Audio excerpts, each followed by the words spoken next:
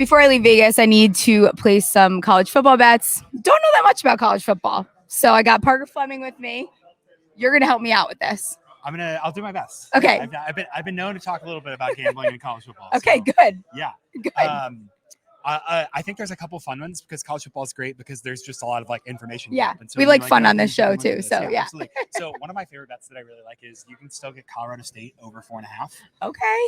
They're a team who was kind of bad last year, but their defense was actually like sneakily decent. Really? And the whole deal is they brought in Coach Norvell over from Nevada. He wanted to run the air raid. They just had a bunch of tight ends. So they're like, oh, we can't really do this. They've got some guys in there. They've got Torrey Horton is a really good wide receiver. Clay Millen was like one of the most accurate quarterbacks. I think they're going to be a lot better than that 4.5 win total. So that's one that I've given out and really liked. And it's fun because you get to root for a Mountain West team to be better than I feel like some people really like taking the under because I think they just want to hate that team. Yeah. Like you're not thinking about it logically. It's more that like I don't like this team. I'm going to take that under, absolutely, right? Yeah, absolutely. Like my little brother is an Arkansas guy, huge Arkansas fan, and he's like, I'm betting against everyone in the SEC West. Like I just want to be emotionally invested in them. I'm like that's a bad strategy. Don't do that. Yeah. But I definitely understand it. So it's like me and the Dallas Cowboys. Like any game that I can take against them. Exactly, the emotional hedge, or like I think an Iowa State football player got in trouble for betting on the Texas game. He bet on Texas, and then Iowa State just murdered them. So he did the emotional hedge, and then it didn't pay off. But we love it. We appreciate the emotional hedge. Though. It's a smart move. What else you got here? Other ones that are really interesting to me are Penn State. I think is a team that you can get them. I don't know current odds off the top of my head. Haven't looked. Obviously, go shop. Look at a lot of different places. Look at Circa. They have good lines. Yes. But Penn State last season was 10-2. The only teams they lost to were the two playoff teams that were in the division, and they beat the Pac-12 champion in the Rose Bowl. Just pushed them around. That's a team I think they're going to be really good. They've turned over quarterback. So Drew Allar, it's replacing Sean Clifford. It's not like Drew Allar was bad and didn't get to play. It was like he's young and this is his time. So it's like a coronation more than it is a quarterback turnover. He's going to be there. They also brought in this dude, Dante Cephas from Kent State last year. He's on my college. I'm in a fantasy college team. Yes, let's go. Yes, okay, Dante Cephas on the dudes list. The dudes list is wide receivers that average 13 average depth of target and 6 or more yards after catch. So it's like in 2022 it was like Xavier Worthy, Jalen Reed, A.T. Perry, like absolute dudes. So he's a guy that I think really gives him a dimensionality on offense. It really helps and continues in a long line of Penn State dudes, Jahan Dotson, Parker Washington, some really great wide receivers over there. I'm so excited about Jahan Dotson this year. I think he's going to be great. I think I saw an article just this week about like, his underlying metrics are way better than people think and he's going to be really good. I keep reaching for him a little bit in fantasy, but I don't care. Get your guy. Like that's that's my dude list. Like I go after the guys that I want and I get them. Absolutely, and especially after the first couple of rounds, as long as you're not being dumb about ADP, then you're like, hey, I like this guy. What are you doing if you're not drafting the people you like and trust, right? I mean, fantasy is supposed to be fun, so at some point you got to have a little bit of fun. I live in Michigan, so I don't take sides yet. I haven't decided. Michigan State, Michigan.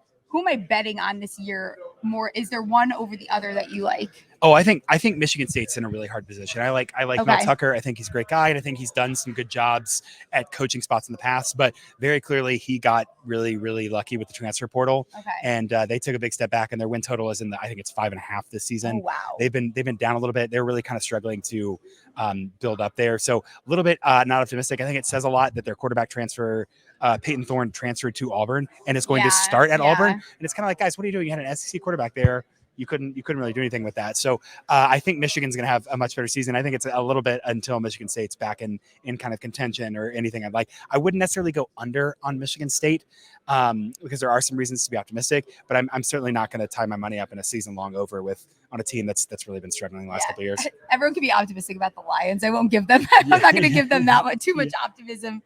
There in Michigan because they're very excited about the Lions. What is one last bet if you had to give me like another one of your favorites? Yeah, I think that you can get really good odds on UCLA to win the Pac-12. Okay. They brought in Carson Steele, who I made this graph, and I'll toot my own horn. Chip Kelly saw this graph. Carson Steele saw this graph. And that was the marriage that was made there.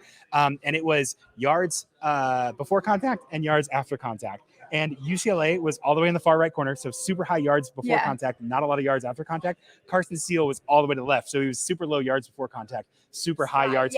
So it was like, this is a match made in heaven right there. So they bring him in. They've got a couple options. At quarterback, they go with Dante Moore, the freshman, or Colin Shield that transfer and come in. Schlee, excuse me. The way their schedule breaks down, they really could sneak into the Pac-12 championship game without being amazing. And so that's one of those ones, hey, you can get that like plus 1,200, plus 1,800 or something. I mean, if it's still that high, that's somebody that's really interesting to me because of the way their schedule breaks out. So another team I have circled, I think the run game is going to be great. They brought in Navy coach Ken Niumatalolo. That's and so that run game should be dramatically better. And Chip Kelly's really been cooking the last couple of years with the offense. So I'm optimistic about them. If you can get long shot odds on UCLA, that's another fun one.